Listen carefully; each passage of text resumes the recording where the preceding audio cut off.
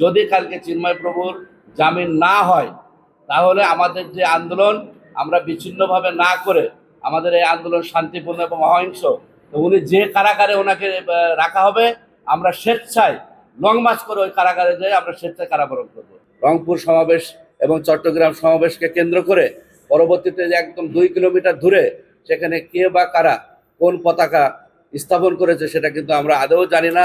সেটাকে কেন্দ্র করে একটা রাষ্ট্রদ্রোহ মামলা করা হয়েছিল, যিনি আজকের সনাতনী সম্প্রদায়ের অন্যতম কাণ্ডারি, যিনি সারা বাংলাদেশের না সারা বিশ্বের সনাতনী সম্প্রদায়ের এবং মানবাধিকার প্রতিষ্ঠার ক্ষেত্রে আইকন হিসেবে প্রতিষ্ঠিত হয়েছেন, সেই চিন্ময় কৃষ্ণদাস ব্রহ্মচারী সহ অনেকের বিরুদ্ধে এই মিথ্যা মামলা দায়ের করা হয়েছিল।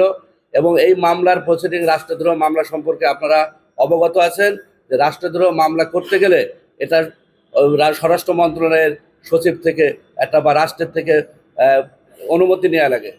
কোনো ব্যক্তি কখনো রাষ্ট্রদ্রোহ মামলা করতে পারে না। তা আমরা ধারণা করেছিলাম এবং আপনারা জানেন যে ফিরোজ খান যিনি মামলাটা করেছিলেন পরবর্তীতে বিএনপি থেকে তাকে বহিষ্কার করা হয়।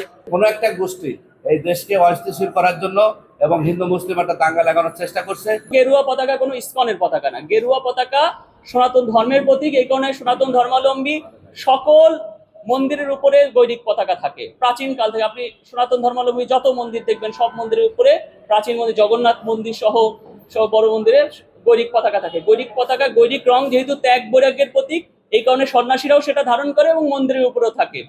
তো ওইখানে কোনো ওই যে পতাকাটা আমরা যে ভিডিওটা দেখেছি যে গৈরিক পতাকা আর জাতীয় পতাকা বলা হচ্ছে, কিন্তু সেই ভিডিওতে আমরা স্পষ্ট দেখছি যে ওই পতাকার মধ্যে জাতীয় পতাকা লাল সবুজ আছে, ঠিক আছে, তার মধ্যে চাঁদতারা খচিত। আপনারা সবাই যারা ওই ভিডিওটি দেখেছেন, তাহলে আমাদের বাংলাদেশের পতাকার মধ্যে কি চাঁদতারা খচিত? তাহলে এই চাঁদতারা খচিত পতাকা যে ওখানে স্থাপন করছে তাকে আগে খুঁজে বের করা দরকার যে কে আমার বাংলাদেশের পতাকাকে অপমান করে চাঁদতারা খচিত পতাকা ওই নিউ মার্কেটে বসিয়েছে। আমরা আমাদের মাতৃভূমিকে ভালোবাসি এবং সারা পৃথিবীর মানুষ হিন্দু সম্প্রদায়কে চেনে তাদের একটা দেশপ্রেমিক একটা জাতি হিসাবে। তো এই কারণে আমরা কোনো দেশদ্রোহী কোনো কাজ আমাদের অন্তত হিন্দু সম্প্রদায়ের মধ্যে আমরা করি না। 71 সালেও আপনারা দেখেছেন এই কারণে কোনো হিন্দু সম্প্রদায়ের মধ্যে কোনো দেশদ্রোহী কোনো মানুষজন ছিল না।